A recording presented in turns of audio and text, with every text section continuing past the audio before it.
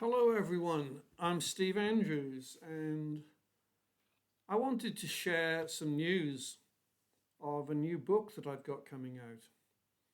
And it's going to be published by Oakist Press. And eventually it'll also be on Amazon, but it's being launched on Oakist Press. I haven't got any physical copies of it yet myself because it isn't out yet. It's coming soon. It's all ready to go.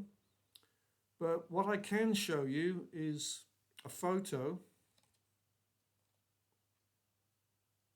And this photo is from 1965, a long while ago. And I was only 12 then. And you can see that I'm holding what is a grass snake. So I wanted to show you that photo because this photo is actually being used for the cover of my new book. And my new book is going to be called Nature Boy's Magical World. And it's a memoir, and it's going to take you all the way from when I was a little boy and discovered nature right through to my current life here in Portugal. And the important thing is that I've had a passion for nature and a real connection with the natural world for all this time. So there's going to be all different chapters in there, explaining how I discovered nature when I was a little kid, family pets we had, but also all the wonderful stuff that I found in the garden, the insects, the butterflies, the birds, wildflowers that I used to find on family trips out. My dad used to take me out, me and the family out in the car, and we used to go to all sorts of countryside locations and beaches. And for me, all these places were like a version of paradise because I could find all kinds of creatures and flowers there. And it's a lot about my gran and granddad, because my granddad was a beekeeper and I used to spend a lot of time with him. There's a section talking about allotments. My dad had an allotment, and my granddad, I just mentioned, had an allotment. And I learned about growing fruit and vegetables and beekeeping. And it was as a boy that I also came across something very sad, which was my first example of habitat destruction.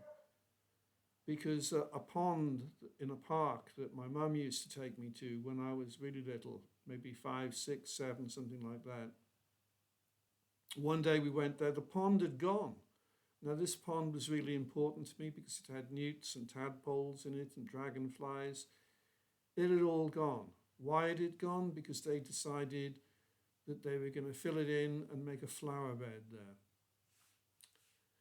So I was really sad then, and that was really the first time that I encountered what I came to know as habitat destruction, which is the destruction of the homes of animals and plants, where they live and where they grow if they're plants. And this has been happening at a fantastic speed, increasing all over the planet. I used to think of it in terms of my vanishing world, and there's actually a chapter called that in my book. But there's lots of other stuff in there. I'm talking about how I discovered caterpillars and butterflies and moths, which some of you will know. I've written a book about butterflies and moths, and something that's been very important to me. There's a chapter about how I used to keep tropical fish. And there's a chapter about another example of habitat destruction. There was a place I used to go, which we used to call a coal yard. It was on the other side of the railway bank where I lived. And it was amazing. There were all these different species of butterflies that lived there, some of which are now quite rare in the UK. There were lots of wildflowers, there were common lizards, there were slowworms. And all this stuff, it lived there. And it was somewhere I used to go, somewhere that meant a lot to me. But then one day it was finished because they decided to do something which is very common these days. They decided to bulldoze it all flat and to build houses on there. What they actually built was some apartment blocks and a road. But I can remember it when it was a paradise for wildlife. It's gone now, and I was so sad and inspired by that. I actually wrote a poem called "The Coal Yard," which is also in my book. So there's a bit of poetry as well as all the prose in this book. I write about tropical fish. I think maybe I just mentioned that, and I look at what's actually happening today and solutions to the problems, which are not only can we all do our bit to like to help nature, maybe with some butterfly gardening or a garden pond or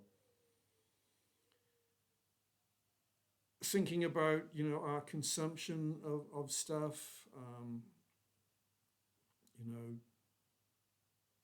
and also I talk about how like in a town or a city it is actually possible to have like kind of mini nature reserves. There's one in Cardiff that I talk about, which is a wonderful place. Um, and there's a nature reserve there, and it's just a couple of miles from the city centre, but there are all kinds of insects and amphibians and reptiles and birds and flowers and trees. And, I've thought, well, this could be done, you know, just about anywhere, any city, could have like nature reserves. And I'm lucky because also, like here in Portugal, where I live in Quinta do Conde, we've got an ecology park and we've got a local conservation group, EcoGrupo Trevo, which I'm a member of. And we do like, useful activities like picking up litter and, but also like, walks around the local environment, learning about what's here. And the ecology park is amazing because it's got an allotment section where local people can grow fruit and vegetables in an organic way without the pesticides. And there are like reed beds there where you can do bird watching, and there's a lake, and there are plenty of frogs there, and there are plenty of wildflowers.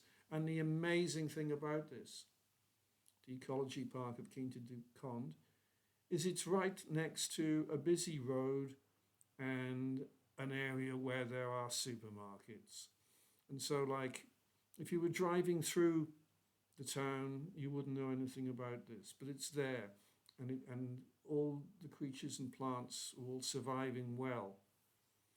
And that's something that I think is important, and why I mention like nature reserves in towns and cities, because they can be created. The one that I'm thinking of in Cardiff was actually created over an old rubbish tip.